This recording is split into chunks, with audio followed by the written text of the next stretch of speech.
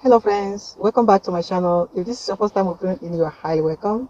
If not, I appreciate you from the bottom of my heart for your support, to me on this platform. So today is another quick one, okay?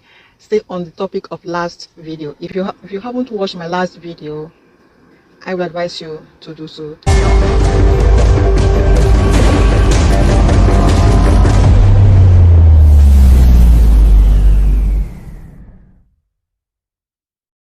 So that you will understand what I am talking about in this video. Today I want to, a continuation of what I said in my last video, where I mentioned that I have reasons for not, posting as I normally do, as I usually do. I normally post frequently, but for some certain reasons, for those of you who have been following me on my other social media platforms like Facebook, Instagram, you get a time in your life you need to, question certain things, especially the things you do. So I'm in that place, in my life right now, where I am beginning to question a lot of things, especially, as a Christian. I just want to make sure that whatever I am doing in the name of God is truly in the name of God. My own understanding of doing things for God or in the name of God, like working for God as a minister or as a Christian, as a believer, is that whatever I said that I am doing as a minister, as a Christian, as a believer, should be for other people. It should be for God's people. It has nothing to do with me as a person in terms of self. Whatever we do, and at the end of the day, the motive behind it comes, at the end of the day, if the motive of what we do in the name of God is all about self, if the motive behind it is, about us, our own personal comfort, our own personal need, our need, it could even be the need to be seen. Especially most people who are coming from a place of rejection, from a place of, hurt, from a place of bullying, because there is, don't be surprised when I mention bullying. Even in Christianity, even among church, God's children, bullying is happening every blessed day. The only thing is that we pretend not to see all these things. We pretend they don't exist, but they are happening under our nose every single time we gather together. So I am trying to, restrict or stop myself from that pattern, the pattern of doing things, so that I will be seen, the pattern of doing things so that I will be validated, the pattern of doing things so that people will say or think. At the end of the day, it becomes, about me, myself, my insecurities. This can't possibly bring glory to God if at the end of the day, all I'm doing is just about me. Okay, people that come from a place of hurt, a place of past pain, a place of past ugly experiences like disappointments, people that their colleagues in ministry has disappointed in one way or the other, their relationship, their private or personal relationship with friends, with spouse, has in one way or the other hurt them, and they are carrying this pain. People who come from a place of hurt and pain from their relationship with their parents, maybe as they are growing up as a child, as an adolescent, in one way or the other, they were like abused as a child or as a young girl or a young boy growing up.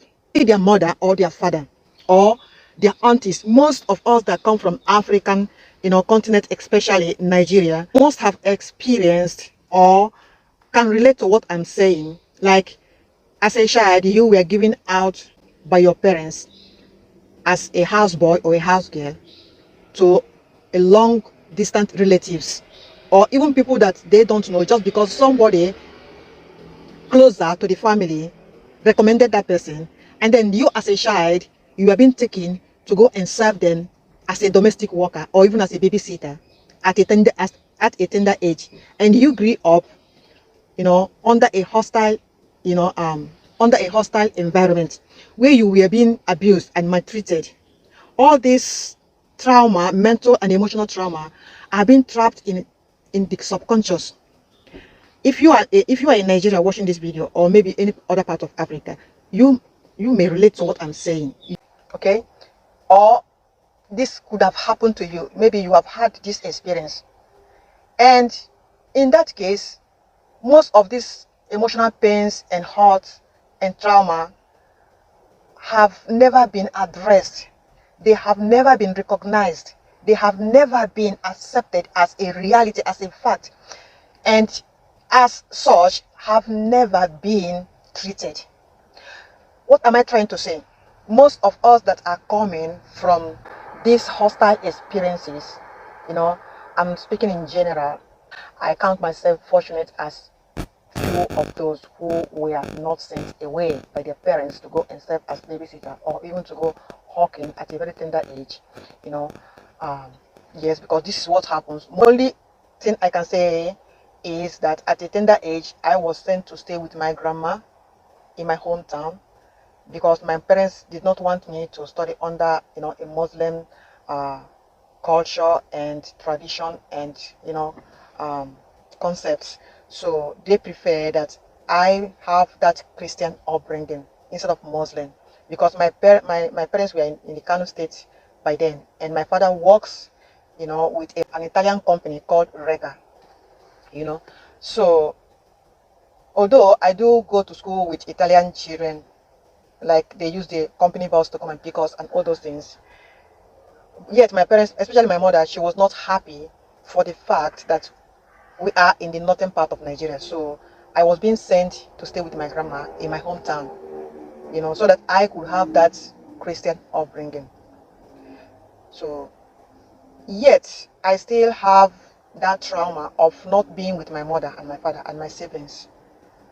I still experienced that hurt and pain, and I felt as if I was abandoned. I needed the presence of my mother and my father, more especially my siblings, but I could not have it then. And at that tender age, I could not understand that decision made by my parents, although it was for my own good. But at that tender age, I could not, process it in my little mind as a baby, as a child growing up. Then imagine a situation where you were not even with your granny, just like me. You were with a total stranger, and you grew up. And unfortunately, most of these children were being beaten up, were being, abused, some even sexually. Okay, there are many people that come from Africa who were being abused even by their own parents sexually, even by their own relatives sexually. I had a case, in my hometown where the father, slept with the young girl growing up. Anybody that knows me very well and comes across this video will know the girl I'm talking about. Both him and the girl, they suffered the consequence. I think the girl ran mad after many years when the thing came out. It was the girl's condition, the lady's condition, though she married and had children. But when the case started, the problem started coming out, and they started to find out why or what caused the problem, that was when, digging and digging, the truth came out that the father slept with her when she was 18 that age. So this is just to give you a little, to make a little example, and to like refresh your memory, or to paint, that's give you the picture of what I am trying to say. So many people here that are called ministers or call themselves ministers are carrying baggages of emotional hurt and trauma, past pains and disappointment in marriage, disappointments, as I said, relationship with their parents or with their siblings, disappointments and pain or hurt in failed, hopes, maybe in business. Maybe most of them try a lot of businesses in Nigeria that failed, and then they came to Italy hoping that that this place is a greener land. They come with bags of hope only to be disappointed. So all these disappointments, they didn't just go away somewhere. They didn't just go away. This is what people don't understand. They are being stuck in your subconscious mind. If nobody has ever, made you to understand that they don't go away. They don't just disappear somewhere. That they are being stocked in your subconscious. And they need to be, brought up. You need to bring them out and deal with them and heal from it and heal permanently. It is possible to heal from emotional and mental pain and hurts and traumas permanently. It is possible. But the problem is that we go about it in a religious way and not in a spiritual way. There is a big difference and a big margin between religiosity and spirituality. I don't know if that term exists in in grammar, but I'm using it here. Religiosity. There are so many people that are so religious that this thing I'm saying here, could piss them off. But the truth needs to be shared. And if you are liking, if you are loving what I'm saying, I'm sharing here, if this thing relates and if it is impacting your life in a positive way, please do me a favor by giving this video a thumbs up. If you haven't done so, subscribe to my channel, press the notification button so that when next I upload the new content, you will be the first to be notified. And don't forget to share with your friends. Be a blessing to someone out there by sharing this message with them. You could be a blessing because someone out there may need to hear this today. So by you sharing it with them, you are being a blessing and you are helping to, share the values that you are getting from this video. So coming to the point, as you have seen all these things that I have pointed out, this is one of the reasons why I decided to know why I'm doing what I'm doing. Because sometimes we are being carried away, as I said, coming from a place of rejection, a place of bullying. I'm one of those that, was abused mostly by Christian leaders, church leaders, those that call themselves ministers, children of God, those that can look you in the eyes and tell you with 100% guarantee that they are already in heaven and they are working for God to help you to enter heaven because they themselves are sure that they are making heaven. Okay?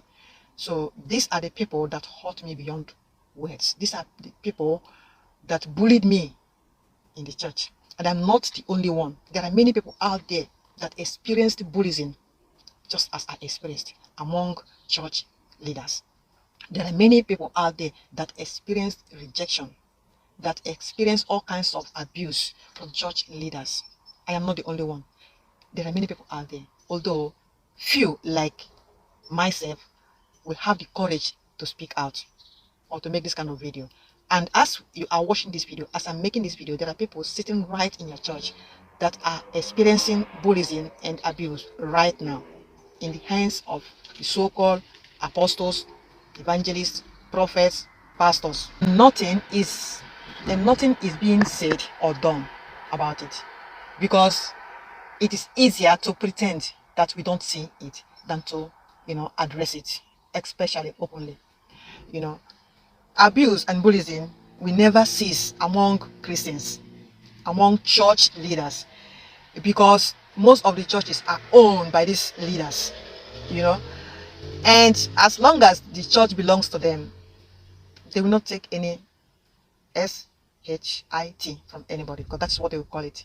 You are disrespecting them or you are challenging their authority when you want to address things like this. Okay? Then many people that came out from this, many went and opened their own church, many went and started their own ministry. That's why we always, experience splits in churches. Church keep splitting splitting among themselves. So, and many went and opened church when they were not being called to open church. And at the end, they keep mesmerizing the whole thing. Why? Because we lack knowledge. Okay? We lack wisdom. We mistake spirituality for religion and religion for spirituality. Religion can never take you to heaven. Religion is, how can I call it? Religion is a scam. And until you are willing to tell yourself the truth, you will never dig deep to understand why people like us, and I'm not the only one, calls religion a scam. Until you are willing to dig deep, you will still be living in illusion, hoping to make heaven, while you are being used and abused by your so-called church leaders. The only thing that will help you to smell or taste heaven is through spirituality. Once you learn to practice spirituality, you can never smell heaven. Because religion will talk about heaven, but they don't know what heaven is or means. They don't know where the road to heaven. They are not entering the same heaven. So how possibly could they help you to make heaven? The heaven that they don't even know. They call on the name of the God that they don't know. You see why I said that I decided to take some steps backward. Something will always happen that will hurt you or put a break to whatever you are hurrying to, or wherever you are hurrying to, whatever you are trying to do. And when such thing happens, you begin to question a lot of things. You begin to ask yourself a lot of things. Sometimes the things that we are sent to destroy you will end up being the things that builds you and make you. I repeat, sometimes that thing that is sent to destroy you will end up being the thing that God will use to make you. For His glory, He will make you so that He will use you, to His glory. Experience, they say, is the best teacher. So I want to, do things from a place of spirituality, from a place of authenticity, from a place of knowing, not guessing, because faith is not guessing, faith is knowing. But religion will tell you that faith is guessing, okay? They will keep hitting you with illusions, with lies. Deep within them, they are struggling with that fear, full of insecurity, because they are not sure. Faith is being sure of where you are going and what you are doing, and then taking that leap, deciding that no matter what, I'm going to get there. That's no matter what is the faith, not the blindness of not knowing where you are going. You see the difference? So, what am I trying to say? I'm in that place now where I decided to make sure that what I am doing, whatever content I'm going to create, it has to come from a place of authenticity. It has to come from a place of knowing the reason, the motive, the why behind what I do. Is it to bless other people? Or is it to manipulate people? Is it to use people? Is it to abuse people just to satisfy my own comfort, my own personal interest? What I am doing, is it adding value to people's life? Is it inspiring and motivating others? Is it helping people in one way or the other to look themselves in the mirror and see where they need to make change and have the courage to make that change or those changes that will help them to become the best version of themselves? This is the path I choose. This is the path I have always choose. I have always choose. But as they say, sometimes the temptation to belong, will push you to fail into wanting to belong. It is human nature. We as humans, our primary need or necessity is to belong. We want to belong, want to associate. It is not bad. It becomes unhealthy when the group or the circle you are keeping becomes toxic to your spiritual and personal spiritual growth, or in any other growth you want to see yourself. When the circle you keep, the group you keep, becomes toxic to your spiritual growth and to your personal growth as a human being, as a woman or as a man, when it becomes toxic, then you have no other option than to leave. Because if you stay, it means you are settling. It means you are giving up on yourself as a woman or as a man. It means you are giving up on your purpose for being created by God. It means you are giving up on your calling. You are giving up on a lot. And at the end, you are denying yourself the best of God for you. The abundance that He promised, you are denying yourself. You deny yourself, starting with self, starting with inner peace of mind and God's rest. A lot of things you will deny yourself at the end for choosing to settle just because you want to satisfy that primary need as a human being to belong. I know it is not easy to be alone. That is why the eagles are the only birds that can fly solo. The hardest, walk you will ever walk is the one you do solo. But mark you, that will be the walk that will make you the strongest. Should I repeat myself? The hardest work you will ever work in this our life journey, as a Christian, as a woman, as a whatever, is the work that you work solo. But if this will encourage you, it is the work that is going to make you the strongest, because you are not depending on anybody except you and your God. You are not, in fact, you become fearless. You become unapologetic. You are not scared to remove the mask and be who you are truly meant to be, your authentic self, the original you. You see why people find it difficult to work solo, because it will take you to that lonely part, and many people cannot, endure loneliness. Many people cannot endure being taken through the valley or through the mountains of loneliness. Many people cannot endure solitude. They will rather do everything to be entertained and to entertain others. They will do anything to make sure that they are in the crowd, among the crowd, with the crowd, even when the crowd is going nowhere. It is better to be with the crowd for them. It is better to be with the crowd going nowhere, rather than to take that walk, that way, that solo walk that will build their character and bring out their truest authentic self. Mark you, even in your solo walk, you still meet people. We are never solo in this life. The car I am driving today, somebody made it. The camera that I'm using to film this, somebody made it. The clothes I'm wearing, somebody made it. The food I eat, somebody made it. So at the end of the day, you are not solo.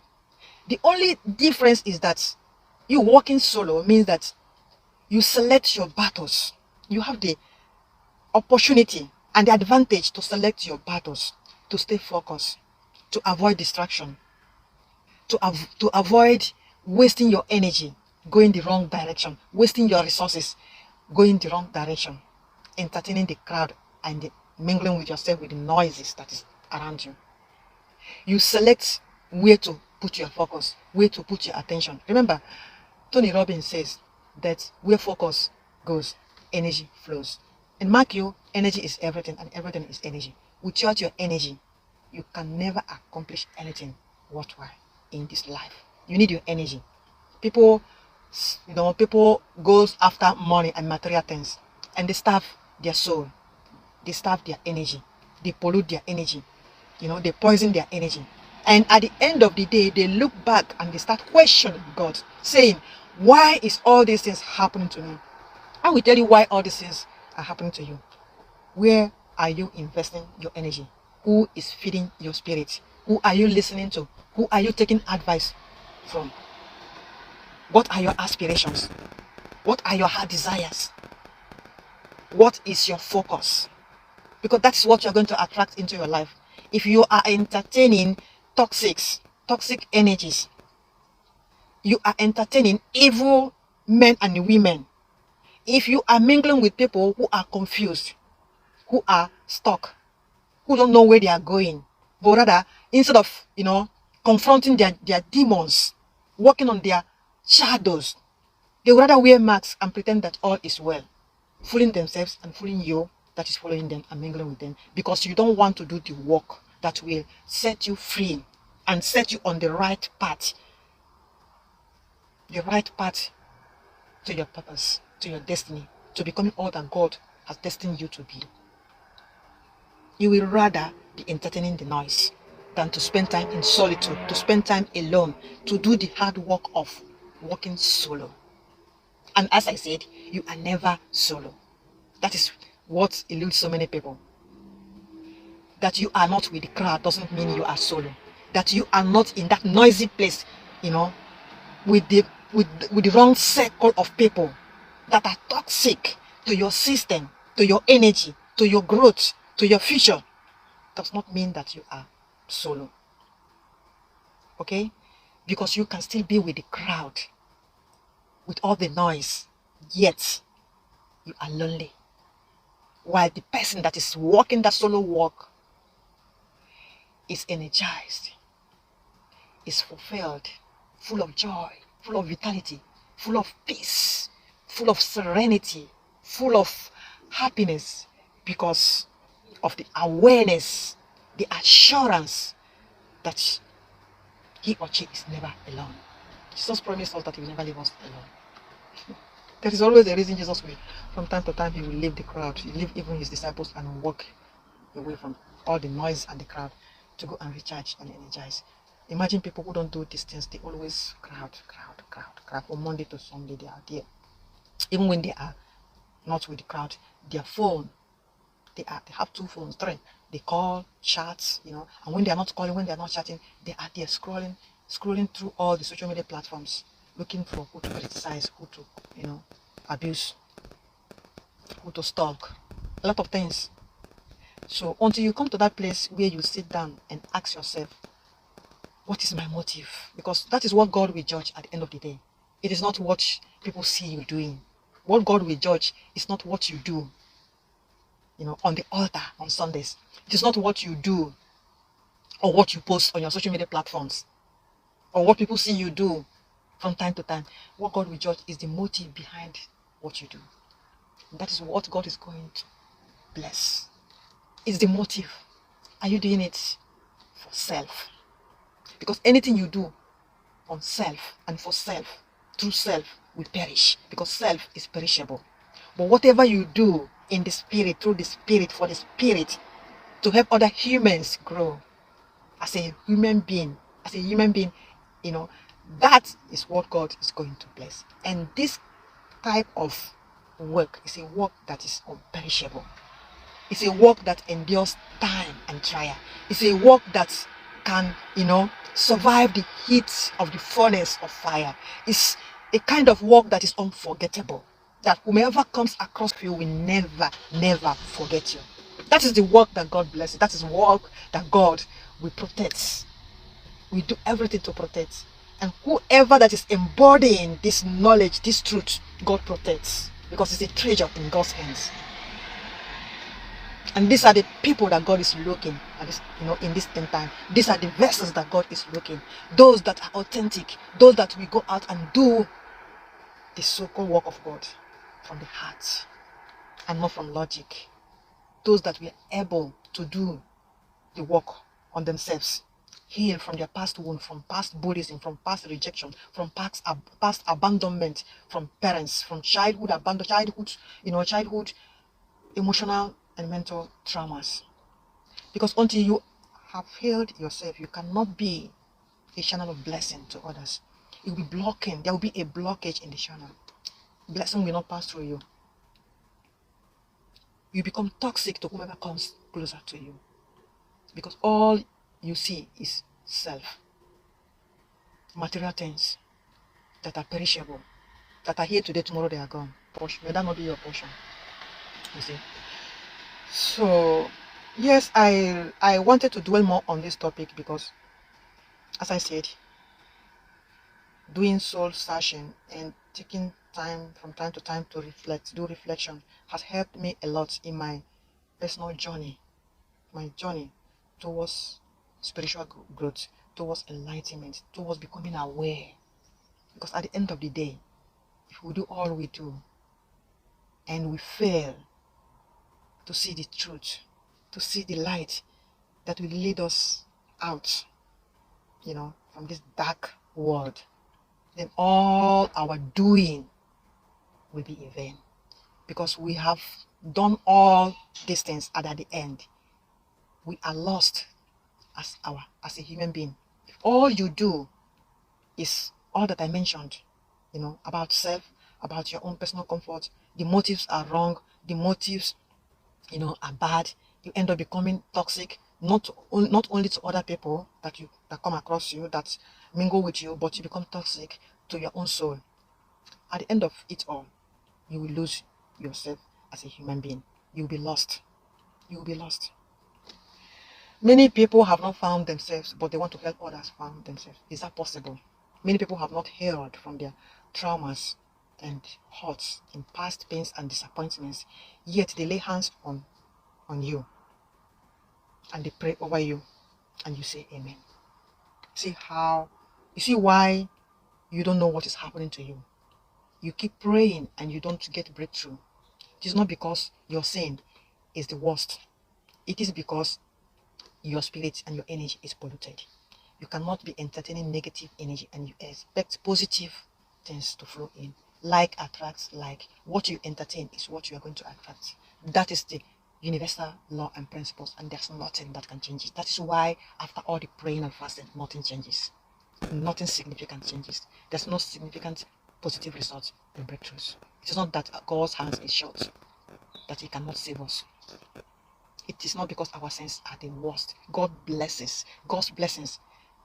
The unbelievers can testify to God's blessings. Because when the sun rises, it does not rise only in your house as a believer. When the rain falls, it does not fall only in your house as a believer. You see how religion blinds. That's why I say that religion is a scam. Oh my God. Can I say something? I was discussing with a colleague. She's a Christian. I was discussing with her and she come up with this, their talk about preaching, quoting the Bible that she cannot even truly, interpret. And I said to her, sorry to interrupt you, but I don't believe in what all the things you're saying. They're all scam. They're all lies. Okay? And I said to her, listen, do you know why Italians are still allowing all these churches here in Italy to still be operative and still be working and still opening? They have not come to the conclusion to close it just the way they did during COVID. She said no. I said, I will tell you why. Because you are not a threat to them. The churches here are not a threat to them. The day the church becomes a threat to them, they will close all those churches. Their system that they use to brainwash us through religion is still operative and they are unbothered. Okay? The day you open that your church auditorium, instead of preaching, recycling, all the things that has been said over and over, maybe imitating one another. You see the way the other pastor preach, then you imitate. You see the way the other evangelist or apostle preach, then next time you imitate. Forgetting that God doesn't make copies, he makes original. Not that all people cannot impact you in a positive way. Not that you cannot emulate good things and work on yourself to improve. But there are people who think that because they can speak good English, because they can articulate their words very well, it means they are doing the work of God. I say to her, listen, you could come to work and fast. You keep fasting. Make sure you don't fall and faint. Because you want to pray, you want to get breakthrough. It is good. I do fast too. I'm not condemning prayer and fasting. But if that is all you do from Monday to Sunday, from January to December, and you expect change, you are not different from a mad person who does the same thing over and over and over. Just because you pray or fast once in a while, you expect change. For you to have change, you must put in the work. You must be the change you want to see. I say to her, you see why religion is a scam. I say the day your church leaders open that church auditorium, instead of preaching, they sit you down in workshop. They sit you down in workshop. It's doing seminar from time to time, trainings from time to time. They bring out real knowledge of how, first of all, to discover who you are, discover your talents, discover your giftings. Okay, and then not only to use it as a minister or as a Christian, but to be of service to the community, to be our community as black people, to serve ourselves, to help ourselves, to break that chain of mental slavery. They have used religion to chain us. They have used religion to scam us, to chain us. If we use our church auditorium to start to teach people how to be a better human being, how to be a better citizen, how to integrate in the city where they are, how to learn the language, for example, the Italian language, Italian culture, Italian tradition, and then help their children to grow and become ministers tomorrow. Not only ministers in the church, but ministers in the government. So that our children tomorrow will start taking seats in the parliament. That is where changes will come. Changes will not come from the church. Changes will come from the parliament. Changes will come when we begin to take places as doctors, as psychologists, as pharmacists. We begin to see black people in the police offices. You see black people driving buses. You see black people as bank managers. That is when you see the heaven you are praying for.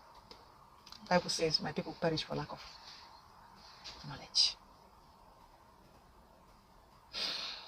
You see why I can never sit in a place where they will box me, suppress me, because I know the truth.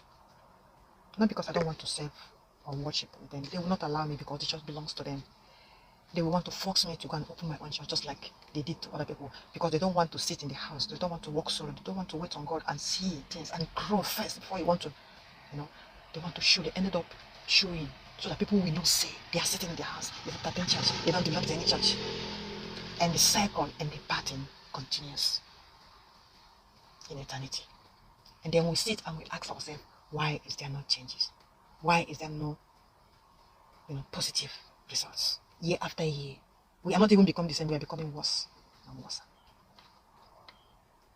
Now, you can understand why I say that I don't want to be doing things just for doing sake. I don't want to do things just because of what people will say. I don't want to show anybody anything. I have nothing to prove to anyone. I'm used to working solo. Egos work solo. Egos don't, they don't depend on other people's company. They get what they need and they fly higher. Those fly solo, they have mastered circumstances, challenges, troubles, and it makes their wing stronger. Ego has the strongest wing because they fought their battles solo and they won. This is the reason why I ended up doing what I'm doing today, because I want to see people come to know this truth. I want to see people know truth. I want to see people, break the chain of ignorance and mental slavery. I want to see people. I want to impact people's life. I want to see positive change and transformation in people's life. And I want to do it, from a place of sincerity, honesty, from a place of authenticity. I want to do it from the place of finding myself first. Because if I have not found myself, how can I help you find yourself? I want to do it from a place of, true honesty. Like, I want to do it and see the satisfaction. Because when people come across you, it is not in the numbers. It is not important how many millions you are impacting. It's enough that you impact one person.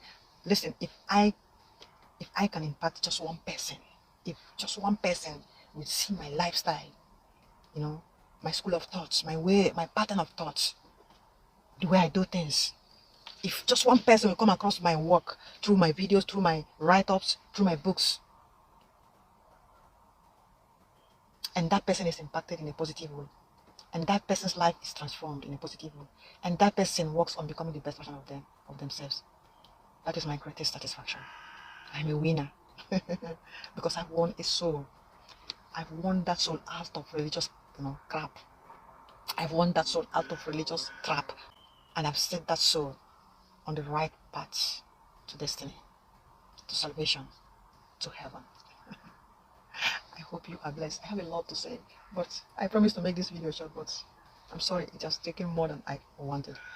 If you like what I'm doing, support by giving this video a thumbs up, subscribe to my channel if you haven't done so, like this video, okay, as I said, and don't forget to share this video with your friends. When you press the notification button, next time I upload a new video, you will be the first to be notified. Until then, remember, you are enough. You don't need other people's validation. You are enough. Discover your worth, discover your value. Become your truest, authentic self without mask, without filter. Be honest and be true to who you are.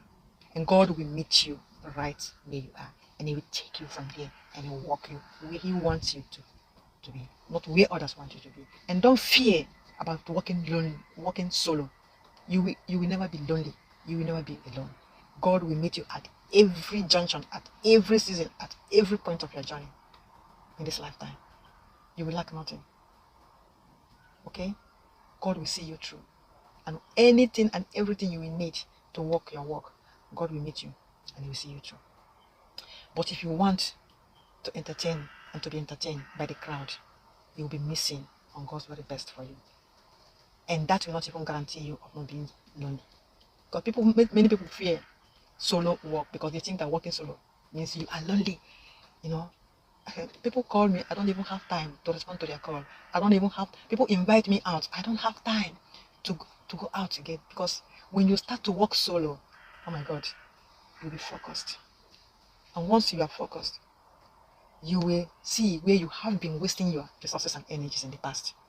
You will see the mistakes you have been making. When you begin to work solo, you will build confidence.